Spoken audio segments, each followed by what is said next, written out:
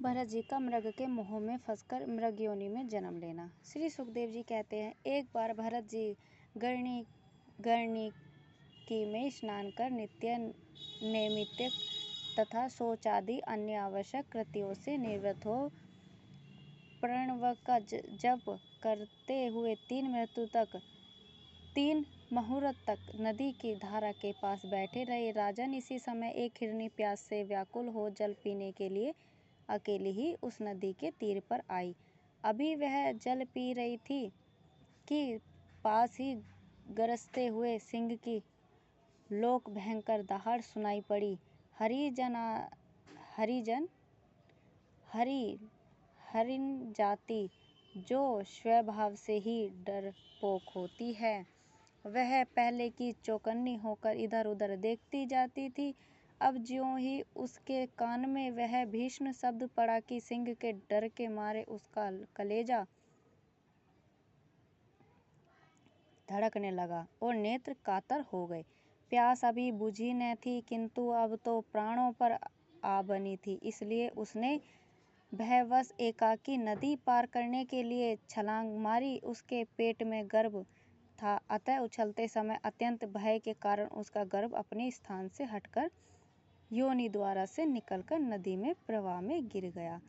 वह कृष्ण मृग पत्नी अकस्मात गर्भ के गिर जाने, लंबी छलांग मारने तथा सिंह से डरी होने के कारण बहुत पीड़ित हो गई थी।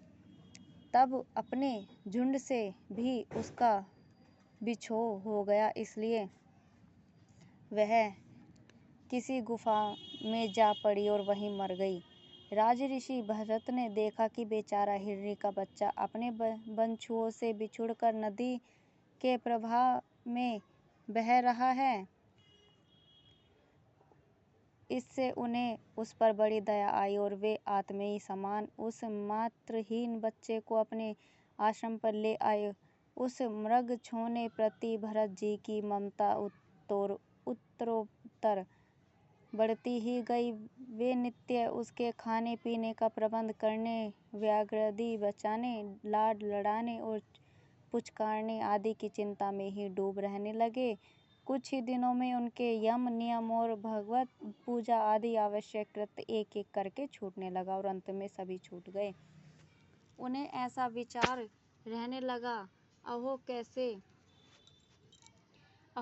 खेद की बात है। इस बेचारे दीन मृग छोने कालचक्र के वेग ने अपने झुंड, सुहृद और बंधुओं से दूर करके मेरी शरण में पहुंचा दिया है। यह मुझे ही अपना माता पिता, भाई बंधु और युद्ध के साथी संगी समझता है। इसे मेरे सिवा और किसी का पता नहीं है और मुझ में इसका विश्वास भी बहुत है। मैं भी शरणागति उपेक्षा करने में जो दोष है उन्हें जानता हूँ, इसलिए मुझे अब अपने इस आश्रित का सब प्रकार की दोष बुद्धि छोड़कर अच्छी तरह पालन पोषण और प्यार दुलार करना चाहिए। निश्चय ही शांत स्वभाव और दोनों की रक्षा करने वाली परोपकारी सज्जन ऐसे शरणागति रक्षा के लिए अपने बड़े से बड़े शरणार्थी की भी परवाह नहीं करते। इस प्रकार उस हिरनी के बच्चे में आसक्ति बढ़ जाने से बैठते, सोते, टहलते, ठहरते और भोजन करते समय भी उनका चित्त उसके स्नेह पास में बंधा रहता था।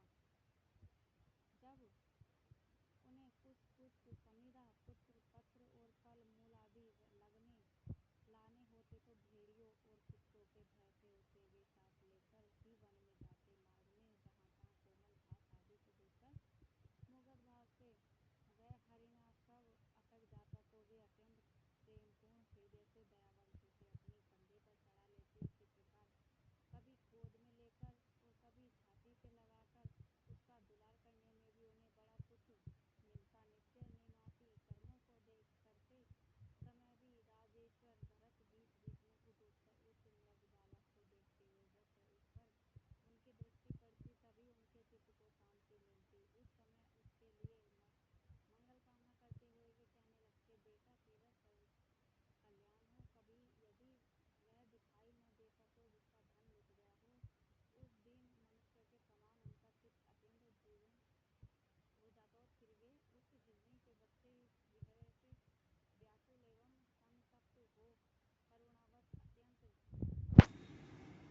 अत्यंत उत्कंठित एवं मोहविष्ट हो जाते तथा शोकमग्न होकर इस प्रकार कहने लगते।